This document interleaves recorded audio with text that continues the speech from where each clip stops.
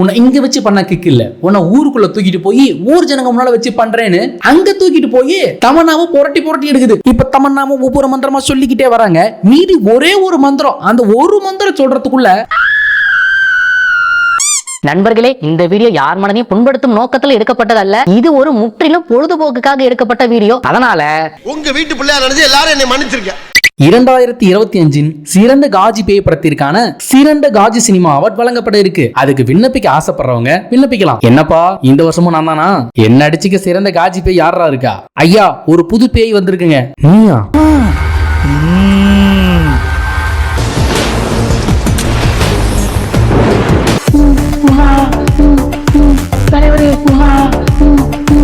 என்னடா உன்னையும் ரேப் பண்ணும்போது போட்டு தள்ளி பேய் ஆக்கிட்டாங்களா?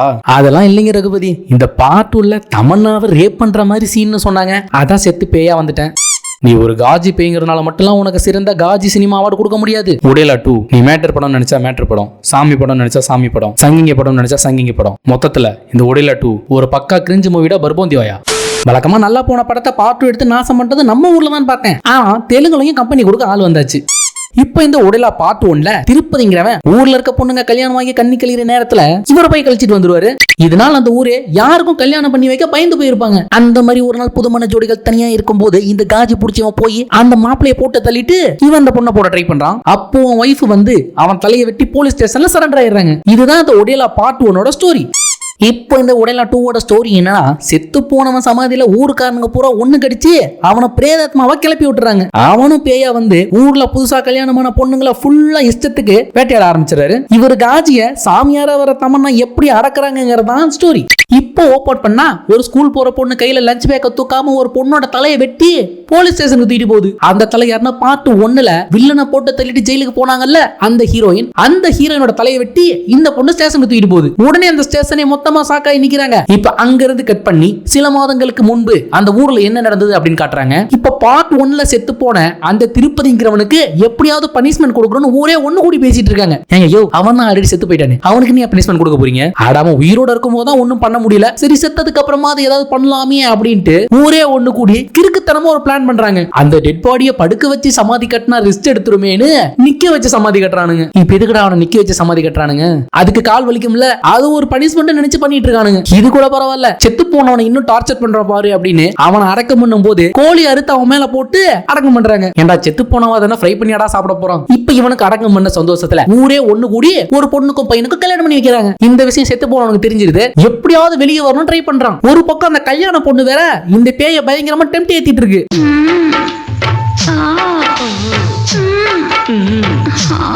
ஒரு பக்கம் அந்த கல்யாண பொண்ணு இந்த பேயை டெம்ப்ட் ஏத்த,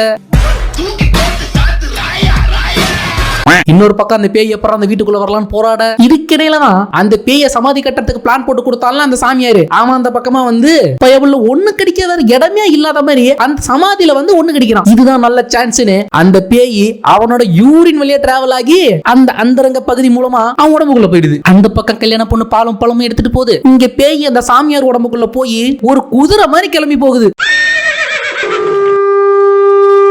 தாரத்தப்பட்ட கிழிய போது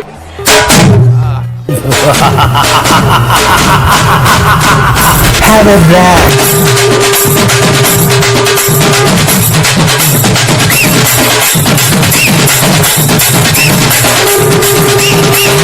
இப்போ இவ்வளவு வேகமா ஃப்ரண்ட் வீல தூக்கிட்டு கிளம்பின பேய் அந்த வீட்டுக்குள்ள போய் அந்த பொண்ணையும் போட்டுட்டு மாப்பிளையும் போட்டு தள்ளிடுது. உடனே ஊருக்காரங்க எல்லாம் ஒண்ணு கூடி அந்த சாமியார் தான் அந்த வேலையை பார்த்துட்டான் அப்படின்னு அவனை அடிச்சு போலீஸ்ல பிடிச்சு கொடுத்துறாங்க. அந்த நேரத்துல அந்த ஊருக்குள்ள ஒரு பாயை காட்டுறாங்க. அவரு என்ன பண்றாருன்னா, அங்க இருக்கிற ஒரு சின்ன பையனுக்கு பேய் பிடிச்சிருக்கு, அவன் நான் ஓட்டுறேன்னு சொல்லிட்டு ஒரு பரிகாரம் சொல்றாரு. இந்த கோழியை தலையை திருக்கி ஊர் எல்லையில போட்டு திரும்பி பார்க்காம போயிடுங்க, திரும்பி பார்த்தா நான் வந்து எடுக்கமா மாட்டிக்குவேன், அட சொன்னா செய்யா போட்டு போயா அப்படின்னு சொல்லி அனுப்பிச்சு விட்டுறாரு. அவங்களும் அதே மாதிரி செஞ்சுட்டு போயிடுறாங்க. அந்த நேரம் பார்த்து அந்த பக்கமா ஒதுங்க வந்த ஒரு பையன் அங்க என்னடா நடக்குது முத்து கவனிக்கிறாரு. அந்த இடத்துல செத்து போன இந்த திருப்பதியோட ஆத்மா அந்த செத்து போன கோழிய ரவுண்ட் கட்டி அடிச்சிட்டு இருக்கான். இத பார்த்துட்டு ஊருக்குள்ள ஓடி வந்து, பாஸ் பாஸ் ஊருக்குள்ள ஒரு பேய் இறங்கிடுச்சு, என்னடா சொல்ற, நைட்டு வைத்து கலக்குதுன்னு வாழத்தோ பொறியும் போயிருந்தேன், பார்த்தா ஒரு கோஸ்ட் அந்த கோழியை கொடூரமா கொதறிட்டு இருந்துச்சு அப்படின்னு சொல்லிட்டு இருக்காரு. அந்த நேரம் பார்த்து ஊர்ல சில பெருசுங்களா வந்து, என் பொண்ணுக்கு கல்யாணம் வச்சிருக்கேன், கண்டிப்பா நீங்க எல்லாம் வந்துடாதீங்க அப்படின்னு கலச்சிட்டு இருக்காங்க. ஊர்ல இப்பதான் நிறைய அசம்பாவிதம் நடந்துச்சு, கல்யாணத்தை ஒரு 2 வாரம் தள்ளி வைங்க. யாரோ பார்த்து என்ன வார்த்தை பேசிட்டு இருக்க, என் வீட்டுல எத்தனை அடியாள் இருக்காங்கன்னு தெரியுமா மேன் உனக்கு, முடிஞ்ச அந்த திருப்பதிங்கிற பேய் என் கல்யாணத்துக்கு வர சொல்றா பாப்போம் அப்படின்னு சவால் விட்டு போயிடுறான். இப்ப அந்த கல்யாணமும் நல்லபடியா முடிஞ்சிருது. ஆனா கல்யாணம் முடியிற டைம்ல அந்த ஊர்ல 2 பேருங்க சண்டை போட்டுக்கிறாங்க. இதுல சண்டை போட்ட அந்த ஊர் தலைவர் கடுப்பாகி கட்டிங் போட்டு வந்துகிட்டு இருக்கும்போது அவருக்கும் மூச்சா முடிட்டு வந்துருது. உடனே மூச்சா ஓடுறதுக்கு வேற இடமே இல்லாத மாதிரி அந்த திருப்பதிங்கிறவனோட சமாதியில போய் ஒண்ணு கிடைக்கிறான். திரும்பவும் அந்த திருப்பதி பேயும் இதுதான் சான்ஸ் திரும்ப அவரோட யூரின் வழியா டிராவல் பண்ணி அவரோட அந்தரங்க பகுதி வழியா அவரு உடம்புக்குள்ள டிரான்ஸ்பர் ஆயிடுது. ஐயோ அதான் உடம்புல கை காலு கண்ணு மூக்கு அத்தனை பகுதி இருக்குல்ல, அத்தனை பகுதி இருக்கும்போது அந்த பகுதி வழியா தான் உள்ள போகணுமா. இப்ப அங்க இருந்து கிளம்பின ஆத்மா டபுள் ஹார்ஸ் பவரோட அந்த பொண்ணு வீட்டுக்கு போகுது.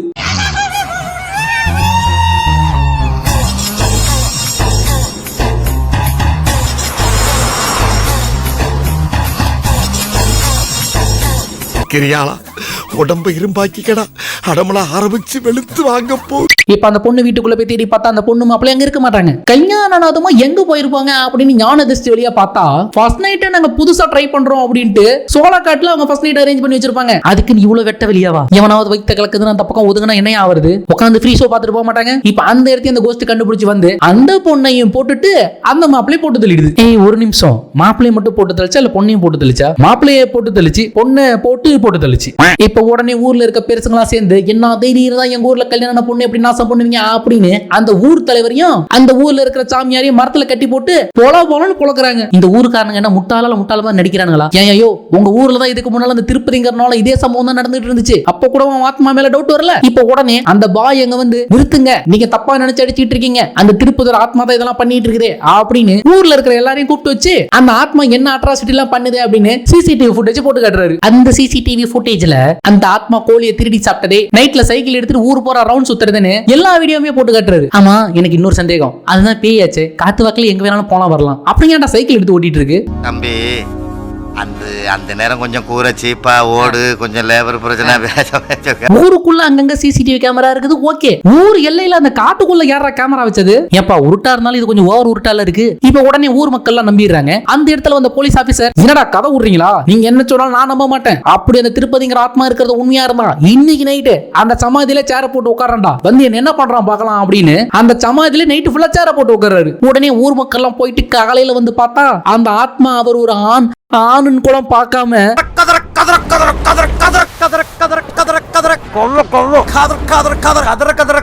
அவரையும் போட்டிருக்கு.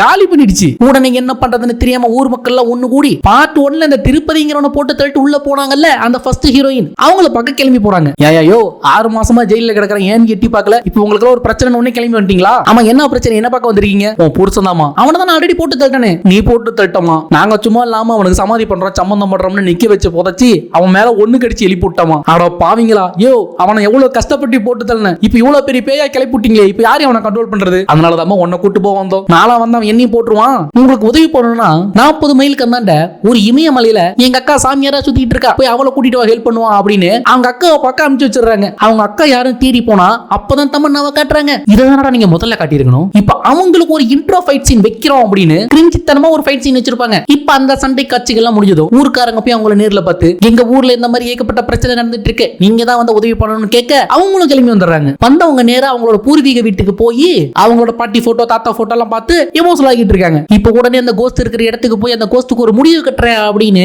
அந்த சமாதியில சில விஷயம் பண்ணி அந்த கோஸ்ட உள்ளே லாக் பண்ணணும். அதுக்கு என்னமா பண்ணணும்? 4 நந்தி சிலை வேணும் இருக்குது, எல்லா புண்ணிய நதிகளோட நீர் வேணும் இருக்குது, நிறைய கோயில்ல இருந்து கலெக்ட் பண்ண நவதானியங்கள் வேணும் இருக்குது, ஒரு திரிசூலம் வேணும் இருக்குது. இதெல்லாம் ஒவ்வொன்றும் கலெக்ட் பண்றதுக்கே 1 வாரம் ஆகுமே, அது எப்படி 1 நிமிஷத்துல வந்துச்சு? இப்ப இதெல்லாம் ஒன்னா வச்சு அந்த சமாதி மேல ஏதோ பண்ணி அந்த சமாதி உள்ளே லாக் பண்ணி வச்சிடறாங்க. இங்க பாருங்க, இப்போ இருந்து 15 நாளைக்கு இதை யாரும் டச் பண்ண கூடாது, சொல்ல போனா மனுஷங்க நிழல எது மேல படக்கூடாது அப்படின்னு சொல்லிட்டு போயிடுறாங்க. உடனே ஒரு ஊர்ல தான் இந்த மாதிரி நடந்துட்டு இருக்குன்னா நம்ம ஊர் மீடியா சேனல் சும்மா விடுவாங்களா? உடனே கையில புடிச்சிட்டு வந்துடுறாங்க மைக்க. அப்படி ஒரு டிவி சேனல் மைக்க புடிச்சிட்டு வந்து கேட்டுட்டு இருக்கும்போது அந்த சேனலோட ட்ரோன் அந்த சமாதி மேல போய் விழுந்துருது. உடனே அந்த மீடியா பர்சன் அன்னைக்கு நைட்டே வந்து அந்த ட்ரோனை எடுக்கிறேன்னு அவனுக்கும் மூச்சா முட்டிட்டு வந்துருது. அந்த சமாதியில ஒண்ணுக்கு போயிடுறான். அட போங்கடா டேய், உங்களுக்கு ஒண்ணுக்கு போற இடமே கிடைக்கலையா? இப்ப திரும்ப ஆத்மா அவனோட யூரின் வழியா வந்து அதை வேற சொல்ல வேண்டியிருக்கு. அந்த வழியா உள்ள புந்துருது. உள்ள போன ஆத்மாவுக்கு ஊர்ல பெண்கள் யாரும் கிடைக்காதனால ஸ்ட்ரைட்டா தமன்னாவை தேடி போறாரு. பாரு பல்லு குத்துற குச்சிக்கு பப்பாளி பழம் கேக்குதா? இப்ப தமன்னாவை எப்படியாவது பார்த்து போட்டே ஆகணும் அப்படின்னு தமன்னா இருக்கிற இடத்துக்கு போறாரு. ஆனா அங்க இவரோட பெருசா ஒரு பாம்பு வந்து நிக்குது. ஏ பாம்பு ஒழுங்கா ஓடி போயிடு. என்ன உனக்கு மட்டும் தான் படம் எடுக்க தெரியுமா? நான்லாம் எடுக்க ஆரம்பிச்சேன். ஓடி போயிடுறா டேய். ஓகே போயிடுறேன். இப்ப அந்த பாம்பு அவனை துரத்திட்டே போய் ஊர்ல விட்டுருது. உடனே தமன்னா மேடம் வந்து அந்த கோஸ்ட ஆன் பண்றாங்க. ஏண்டா ஆட்ட கடிச்சு மாட்ட கடிச்சு கடைசியில என்னைய கடிக்க வர, ஒழுங்கா ஊர் எல்லையில இருந்துக்கோ, உள்ள வந்த உன்னை தும்சம் பண்ணிடுவேன் அப்படின்னு மிரட்டிட்டு போயிடுறாங்க.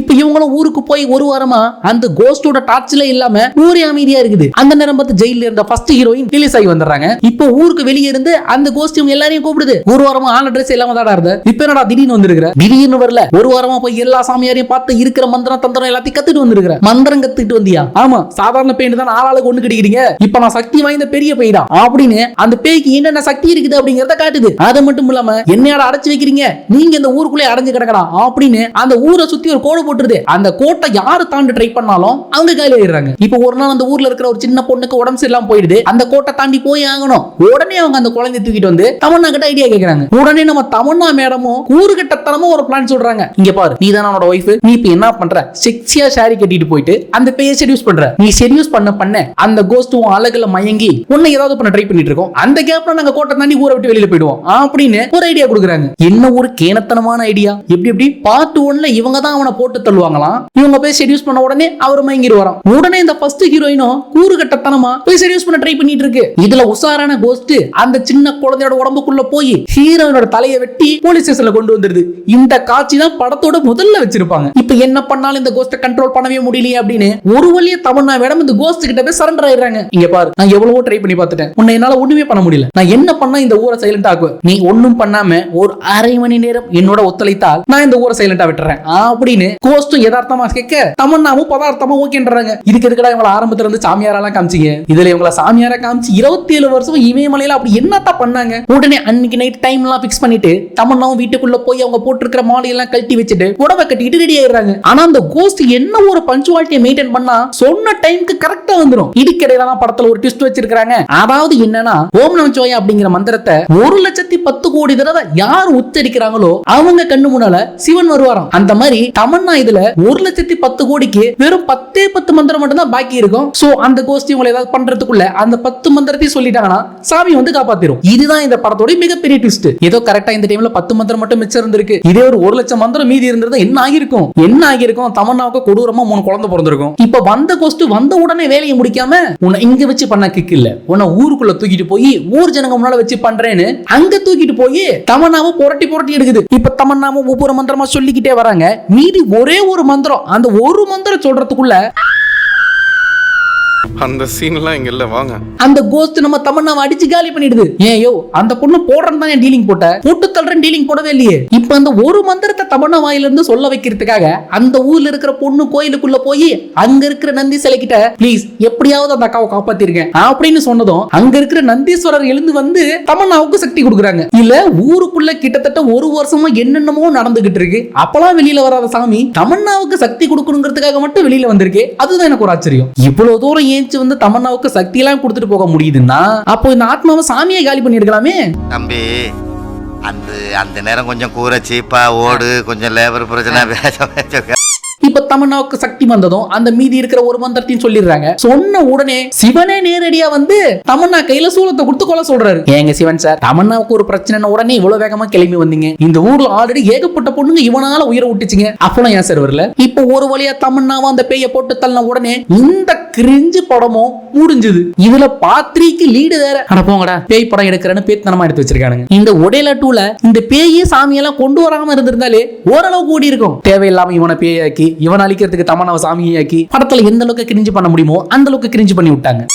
இந்த வீடியோ உங்களுக்கு பிடிச்சிருந்தா லைக் பண்ணுங்க. அண்ட் நம்ம சேனலுக்கு நீங்க இன்னும் சப்ஸ்கிரைப் பண்ணலனா கீழே சப்ஸ்கிரைப் பட்டனை கிளிக் பண்ணி சப்ஸ்கிரைப் பண்ணிக்கோங்க. பக்கத்துல ஆல்னு ஒரு சிம்பிள் வரையதை கொடுத்துக்கோங்க. திரும்ப இதே போல இன்னொரு கிரிஞ்சு மூவி ரோஸ்டோட உங்க எல்லாரும் சந்திக்கிறேன். And this is Vijay Kumar signing off. By.